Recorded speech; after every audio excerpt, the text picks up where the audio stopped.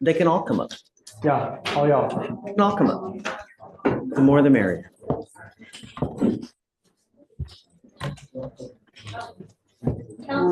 Thank you for coming. Thank you for coming. I wish it were under better circumstances. And I'm sorry that you guys are having to come here and deal with this, but better now than 6 feet under in a pine box, right? We've had a lot of issues with him. And I think that, I don't know, I mean, I guess you realize and the spiel that I give to everybody is that you watch the news, which I hope you do, every day, someone dies in Harris County from a DWI. Every single day. We in Harris County lead the nation. We Hold all conversations. lead the nation in DWI fatalities because it happens so much. Is it because we have 4 million people here? I don't know. Is it because Harris County is 3 hours from one side to the other? I don't know. But that's what it is. And it's disgusting. And what scares me with him is he has 3 open DWIs in 3 different counties. That is extremely scary. And we're lucky that no one has been injured. A life has not been taken because it could have gone so much worse. The reason that it's taking as long as it is because he does not have, I'm presuming he doesn't have a lawyer in Nueces, right? This time, that's correct, Your Honor. If you guys are able to get a lawyer for him down there, hopefully that can speed up the process to get everything working. Because here in Harris County, we have so many cases. We have so many people in custody that we move it like crazy. We're very, very fast. We're a fast-moving criminal justice system here. Fort Bend is building their way up to being as big as we are. So they're a little bit slower. But in the other counties, in like Brazos and Nueces, Corsicana, and they do things a lot slower. So if you pick up a case, you may not go to court for 6 to 8 months, and then you start dealing with it. It looks like that's what's happening over there. Did let the family know that even though they don't have a court date yet in Nueces, getting a lawyer down there, they can talk to the DA and they can start working on the case and talking to myself and the Fort Bend lawyer, trying to get a global deal done prior to any court date even being scheduled. Because I mean, the case is open and pending. I mean, it's there. So that's where we are for now. But I think the bond in Harris County is the only thing keeping him from going home to his family. And so we're trying to figure out a way to see if the court would allow him to post maybe a lower amount for bond. It scares me to let him out. It scares me to let him out. He's repeatedly shown us that he refuses to comply with bond conditions. If I let him out, what's going to happen? Is he going to pick up a 4th? Well, I know you're going to say no, but history tells us otherwise. Sam, but I see where you're going with that. But my son is a 21-year-old kid. He's still a kid to me. And he messed up 3 times. Yes, he did. But he's ready to come out and do right with society and do the way he's supposed to. He's going to come out. He's going to live with me. He was out there living in Corpus because he turned into a welder. And I never agreed with him. I told him, I said, I don't like that for you. I'm a roofing contractor. He's going to be living under my home. And he's going to be staying with me. And I will be giving him a ride to wherever I need to take him to get his stuff straight.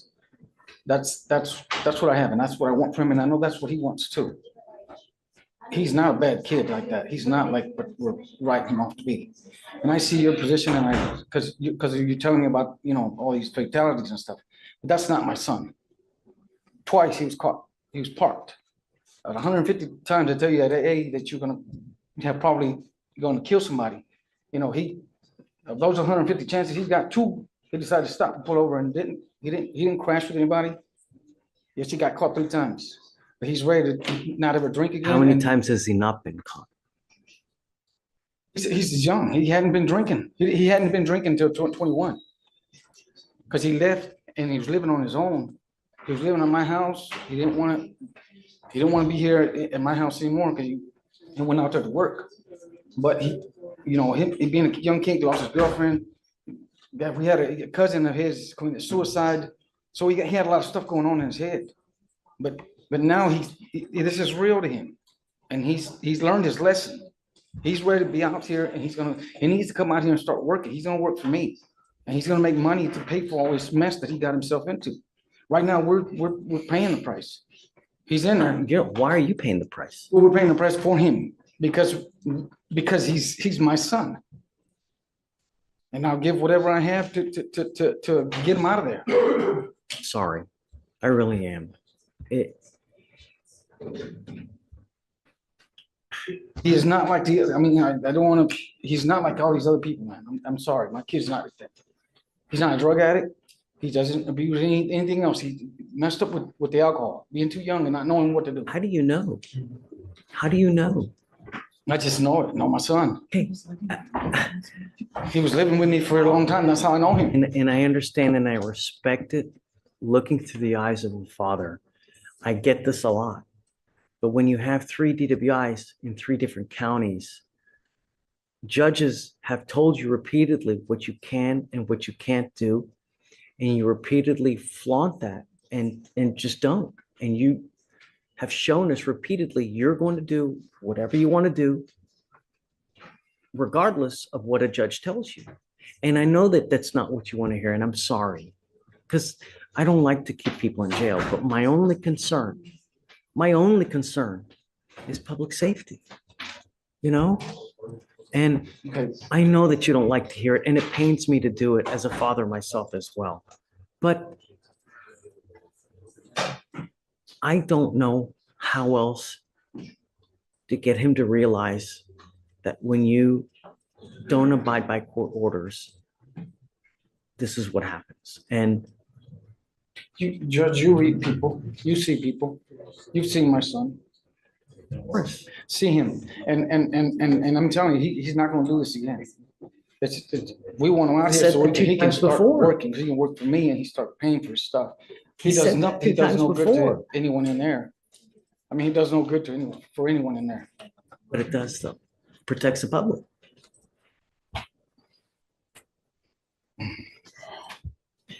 What I'd like to do is, we've had him TRAS, right? Okay. So what we do is I have clinicians on staff who evaluate him and tell us what the proper course of action is. We've had our clinicians evaluate him, and Substance abuse treatment facility followed by sober court. what that is that it's a treatment facility that's kind of like a long-term rehab type facility where it teaches him how to deal with the issues, cope, and not use alcohol as a way to cope, as a coping mechanism. After he does that rehab, we have him going into sober court, which is a long-term, an 18-month program that supervises him by one of the actual judges here that keeps him under their wing and meets with them on 2 times a month, where he would come to court, meet with them to ensure that he's on the straight and narrow. While he's with me now, I can pay for it. If he's on the outside, I can't pay for anything. That program with other. Right. And unfortunately, you know, we want to do that, but I can't do anything until those other 2 cases are resolved. The idea, what Will had, was you've got a lawyer in Fort Bend. You have to get a lawyer in Nueces. Once you do that, we can work together all as one unit to resolve all the cases at once. And then we get them into this program. And hopefully the other counties will see it, that this is what we want to do. We've got a long-term solution to help him keep sobriety. And it's okay. Is this program, does that mean that he has to be incarcerated during the entire? It's an inpatient treatment facility, correct? He would go from custody and jail here straight to the treatment facility. So he wouldn't be incarcerated, but he would not be released in between. He would go straight to the. It's not too terribly long. It's around a 6-month program, 6 to 8, 6 if you respond well. And after that, we let them out, and it's an aftercare program where he meets with us. He literally meets with the judge 2 times a month to ensure that he's on the, he's doing well. And if he does well, he gets rewarded throughout the program. They help him get his license back, help him job searches. So it's a really rewarding program. And the idea is to get him to recognize this at a young, early age now, before it spirals out of control at a later date, or either that or before you do some catastrophic damage where you're now ending up with a 40 or 50-year sentence. That's the goal. The treatment facility is called SATF, SATF. It's an acronym. It's up in, Yeah, it's Substance Abuse Treatment Facility, SAT. up in But Atascocita. we can't until Nueces is on board as well.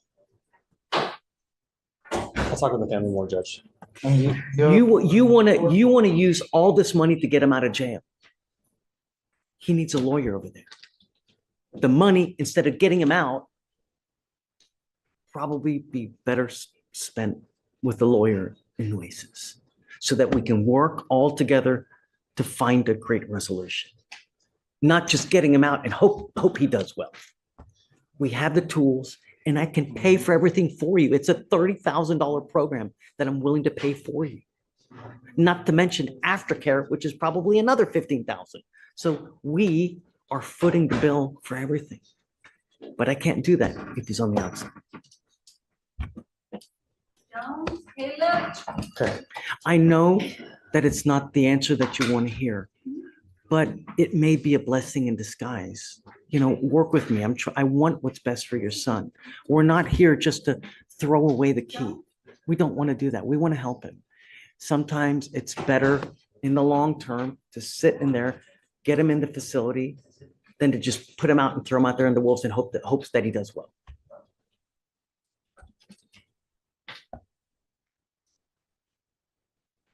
Okay. I'll talk to him further. Thank you, All right. Judge. Okay.